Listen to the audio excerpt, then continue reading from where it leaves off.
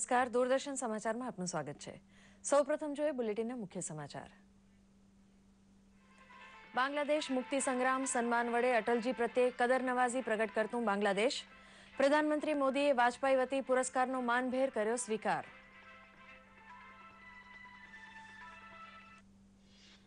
પ્રધાનમંત્રી મોદીના ભરચક કાર્યક્રમોથી મોદીમય બન્યું બાંગ્લાદેશ। ઢાકેશ્વરી મંદિરમાં પૂજા આરતી તો રામકૃષ્ણ મઠમાં મંત્રોચ્ચારમાં જોડાયા પ્રધાનમંત્રી।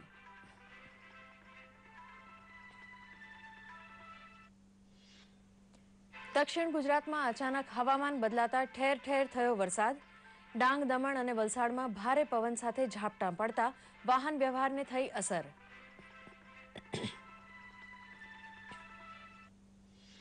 છત્તીસગઢના રાયપુર ખાતે કૌશલ્ય વિકાસ માટેની રાષ્ટ્રીય નીતિનું ઘડતર કરવા યોજાયેલી બેઠકમાં હાજર રહ્યા મુખ્યમંત્રી આનંદીબેન પટેલ। ભિલાઈ ખાતે ચાલતી અનોખી લાવલીહુડ કોલેજની પણ લીધી મુલાકાત। સમાચાર વિગતવાર।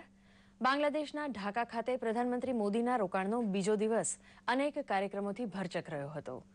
1971ની લડાઈ દરમિયાન બાંગ્લાદેશના સર્જનની હિંમતવાન હિમાયત કરનાર અટલજીને આટલા વર્ષે સર્વોચ્ચ સન્માન આપીને બાંગ્લાદેશે કદર કરી છે। પરંતુ વિરોધ પક્ષમાં હોય તેવા નેતાને વિભૂષિત કરી બાંગ્લાદેશે નવો ઇતિહાસ રચ્યો છે। પ્રસ્તુત છે એક રિપોર્ટ।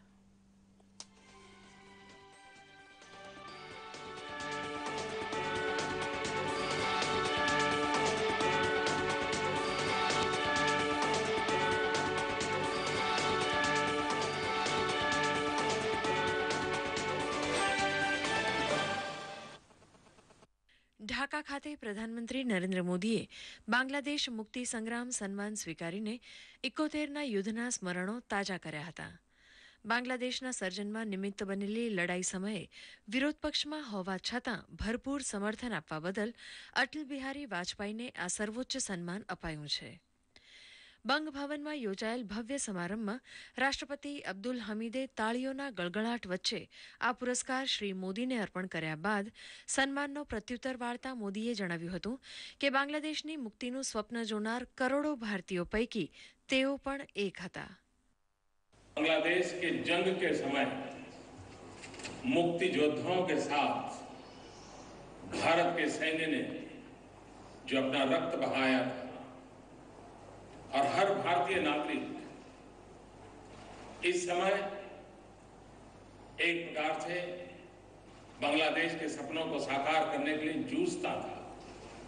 उस समय अटल बिहारी वाजपेयी जी का जो नेतृत्व मिला, उनका मार्गदर्शन मिला, विपक्ष में रहते हुए देश की राजनीति को दिशा देने का जो उन्होंने निरंतर प्रयास किया, उसका आज गौरवपूर्ण स्मरण हो रहा है।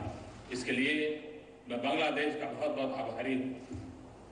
બાંગ્લાદેશના રાષ્ટ્રપતિ અબ્દુલ હામિદે પૂર્વ પ્રધાનમંત્રી અટલ બિહારી વાજપેયીના યોગદાનની પ્રશંસા કરતા જણાવ્યું હતું કે બાંગ્લાદેશ સરકારે મુક્તિ સંગ્રામમાં શહીદ થયેલા બધા જ ભારતીયોને સન્માનિત કરવાનો નિર્ણય કર્યો છે। પ્રધાનમંત્રી નરેન્દ્ર મોદીએ બાંગ્લાદેશના રાષ્ટ્રપતિ અબ્દુલ હામિદના સત્તાવાર નિવાસસ્થાન બંગ ભવનમાં તેમની સાથે મુલાકાત કરીને ઘણા મુદ્દે દ્વિપક્ષી ચર્ચા કરી હતી। ઢાકાના બરીધારામાં નવા સરકારી સંકુલની મુલાકાત લઈ પ્રધાનમંત્રીએ ભારતની મદદથી શરૂ થનાર પ્રોજેક્ટની તકતીનું અનાવરણ કર્યું હતું। પ્રધાનમંત્રીએ શારીરિક રીતે વિશેષ સક્ષમ એવા કેટલાક બાળકો સાથે વાતચીત કરી હતી। ભારતીય દૂતાવાસના કર્મચારીઓ અને તેમના પરિવારજનો સાથે પણ તેમણે મુલાકાત કરી હતી। પ્રધાનમંત્રીએ દિવસની શરૂઆત ઢાકામાં શ્રી શ્રી ઢાકેશ્વરી રાષ્ટ્રીય મંદિરમાં પૂજા અર્ચન સાથે કરી હતી। અંદાજે 800 વર્ષ પુરાણું શ્રી શ્રી ઢાકેશ્વરી દેવીનું મંદિર બાંગ્લાદેશની સાંસ્કૃતિક અને રાષ્ટ્રીય ધરોહર ગણાય છે। મંદિરમાં શિવ પાર્વતીની મૂર્તિ પણ છે। પ્રધાનમંત્રી મોદીએ રામકૃષ્ણ મિશનની મુલાકાત લઈ મઠની બહાર બાંગ્લાદેશના લોકો સાથે મુલાકાત કરી હતી। પ્રધાનમંત્રી મોદીએ પરિસરમાં લોકો સાથે ઉષ્માપૂર્વક રીતે હાથ મિલાવ્યા હતા।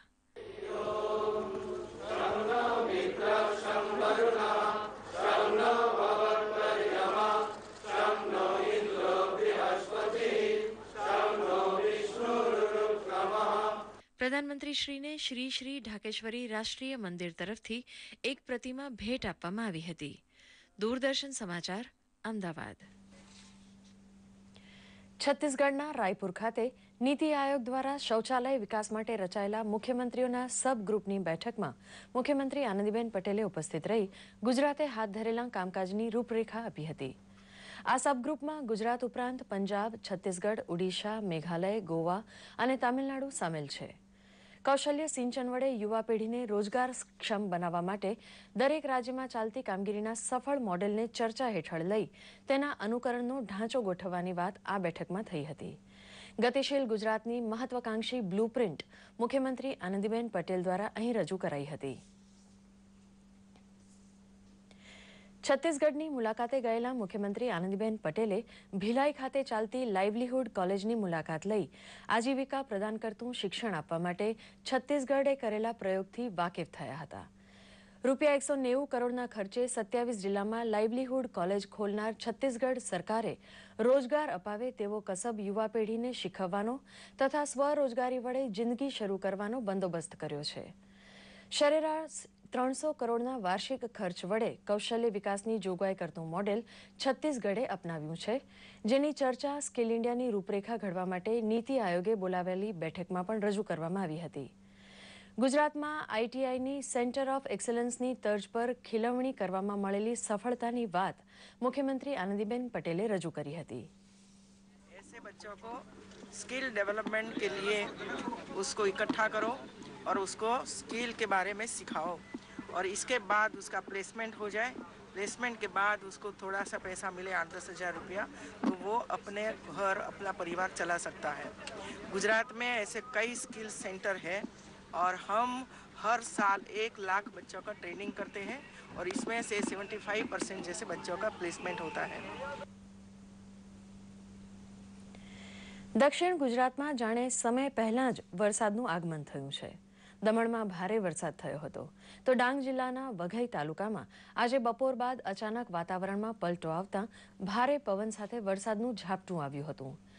ભારે પવનના કારણે વઘઈના મુખ્ય માર્ગ ઉપર વૃક્ષો ધરાશાયી થતાં વીજપોલ તૂટી ગયા હતા. રસ્તો બંધ કરાવીને વૃક્ષ હટાવવાની કામગીરી શરૂ કરાઈ હતી. વઘઈના મુખ્ય બજારમાં એક દુકાન ઉપર તોતિંગ વૃક્ષ અને પતરાના શેડ તૂટી પડતા દુકાનમાં ભારે નુકસાન થયું હતું. જામનગર, વલસાડ સહિત અન્ય સ્થળોએ પણ મેઘરાજાની સવારી આવી પહોંચી હતી. સૌરાષ્ટ્રમાં પણ ઠેર ઠેર વાતાવરણ પલટાયું છે. દેશમાં સૌથી સ્માર્ટ સિટી બનવા તૈયાર થયેલું સુરત હવે હીરાનું વૈશ્વિક બજાર બનવા માટે થનગની રહ્યું છે. કાચો માલ ખરીદવા એન્ટવર્પ કે તૈયાર થયેલો માલ વેચવા મુંબઈ જવું ન પડે તેવો બંદોબસ્ત ઘર આંગણે ગોઠવવા સુરત એક વર્લ્ડ ક્લાસ ટ્રેડિંગ સેન્ટર સ્થાપવા જઈ રહ્યું છે, જ્યાં દુનિયાભરના શાહ સોદાગરો ધંધો કરવા માટે આવશે. પ્રસ્તુત છે એક રિપોર્ટ.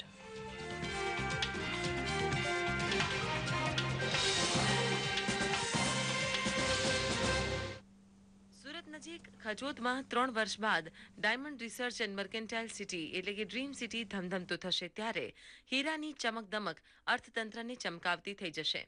દુનિયામાં વપરાતા હીરાના 90% જથ્થાને પ્રોસેસ કરતા સુરતને કાચો માલ એન્ટવર્પથી ખરીદવો પડતો હોવાથી નફો વિદેશમાં તણાઈ જાય છે. એટલે હીરાની વિશ્વ બજાર સુરતમાં ખોલી નાખવાનો પાણીદાર નિર્ણય હીરા ઉદ્યોગના મોવડીઓ દ્વારા થતા આનંદીબેન સરકારે તેને સ્વીકૃતિ સાથે શાબાશી ભરેલા આશીર્વાદ આપી દેવામાં જરાય વિલંબ કર્યો નહીં. Surat is known for its diamonds and it's a big diamond hub. Most of the diamonds are polished in the city. तो वो देखा जाए तो हम लोगों ने एक वहाँ पे want to make it an SEZ और वो भी 800 एकड़ जैसी जगह है. So we wanted to be a hub for diamonds and then वहाँ से ट्रेड हुए वर्ल्ड ओवर का. We would also wish कि भाई it should not only be for diamonds but textile का भी वहाँ पे बहुत बड़ा मार्केट आ सकता है. So that is a very big potential. It's going to be a city by its own. Diamond bourse શરૂ થતા કાચા હીરાનો વેપાર કરતા દુનિયાભરના સોદાગરો સુરતમાં ઓફિસ ખોલશે. ગ્રાહકને ઘેર બેઠા માલ આપવાનો પ્રયાસ હીરાના વેપારની ઢબ બદલી નાખશે. રફ ડાયમંડના વેપારી હવે તૈયાર માલ પણ અહીંથી ખરીદી શકશે. હીરાના વેપારી, કારખાનેદાર, બેંક તથા દલાલ સૌ કોઈ એક છત્ર હેઠળ કામ કરશે, જેનાથી ખૂબ મોટી રોજગારી ઊભી થવાની છે. 1000 hectare वह उसमें से 200 हेक्टेयर ज़मीन हमने डायमंड वाले को दिया है। जो डायमंड की कंपनीज बन रही है वो डायमंड कंपनी को हमने दे दिया, उसका खातमुहूर्त भी हो गया है। वहाँ पे पूरा डायमंड मार्केट बनेगा और पूरी सुविधाओं के साथ, चाहे वो लॉकर की सुविधा हो, चाहे आईटी की सॉल्यूशंस हो, सेफ हो, बैंक हो और एयरपोर्ट रनवे के साथ में ये प्रोवाइड किया गया है। कुल मिला के ये जो विस्तार है उसको हम ड्रीम सिटी बनाना चाहते हैं कि एक अलग सी सिटी वहाँ से बने, उसका डेवलपमेंट ही वो प्रकार से हो जाए कि अंदर आने के बाद आदमी को कहीं बाहर नहीं जाना पड़े। कि हम ये पीपीपी बेस पे कर रहे हैं। वैसे ये बोला जाए तो एक फाइनेंशियल एसपीवी बनाया हुआ है। ઢાકાના બંગબંધુ કન્વેન્શન સેન્ટરમાં આયોજિત એક સમારંભમાં પ્રધાનમંત્રી નરેન્દ્ર મોદી સંબોધન કરી રહ્યા છીએ. નિહાળીએ જીવંત પ્રસારણ ઢાકાથી. अप्रतिम काम किया है।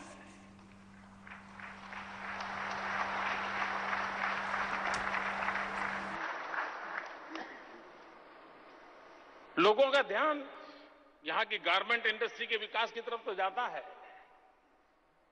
और वे बधाई के पात्र हैं सारे। और मैं अभी चीन गया था तो वहां के एक रेडीमेड गारमेंट के एक सीईओ मुझे बता रहे थे कि मोदी जी आपका तो 125 करोड़ का देश है, आप कर क्या रहे हो? मैंने कहा क्या हुआ भाई? अरे बोले तुम्हारे बगल में 17 करोड़ का देश आज दुनिया में नंबर 2 पे खड़ा है गारमेंट की दुनिया में।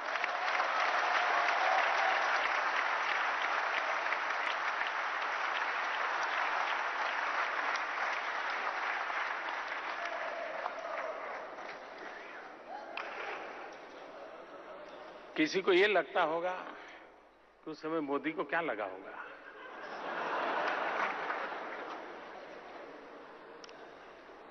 मैं दिल से कहता हूं, मुझे इतना आनंद आया, इतना आनंद आया।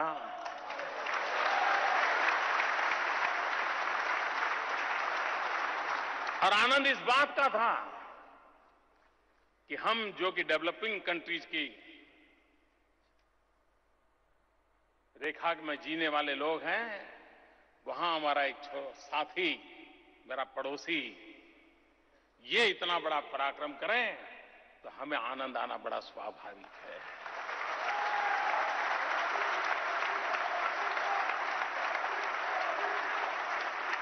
सूरज पहले यहां निकलता है लेकिन बाद में किरणें हमारे यहां भी तो पहुंचती है।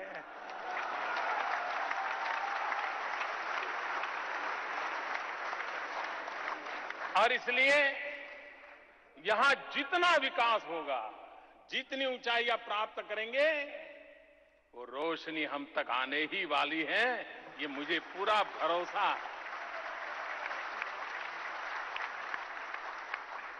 और इस अर्थ में मैं कहता हूं, आज इन्फेंट मोर्टालिटी रेट देखिए,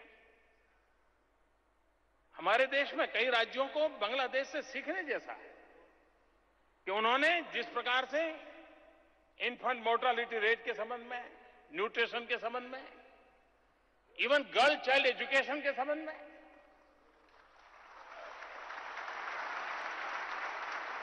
ये बातें हैं जो स्वाभाविक रूप से,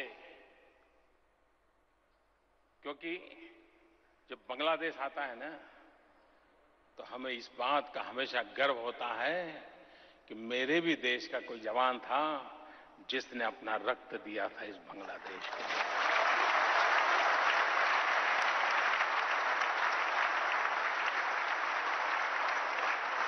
जिस बांग्लादेश के सपनों को मेरे देश के जवानों ने खून से सींचा हो, उस बांग्लादेश की तरक्की हम लोगों के लिए इससे बड़े कोई आनंद का विषय नहीं हो सकता, इससे बड़ा कोई गौरव का विषय नहीं हो सकता।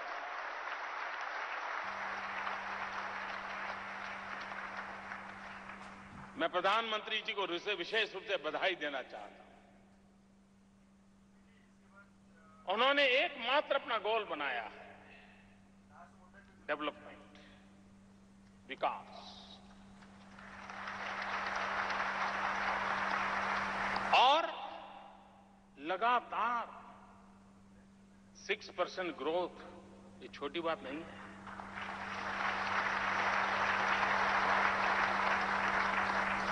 ये छोटा अचीवमेंट नहीं है।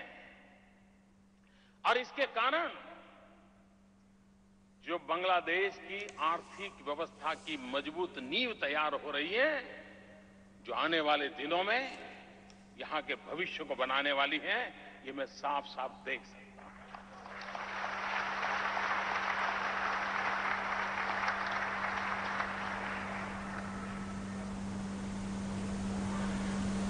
भारत और बांग्लादेश दोनों एक विषय में बड़े भाग्यशाली हैं।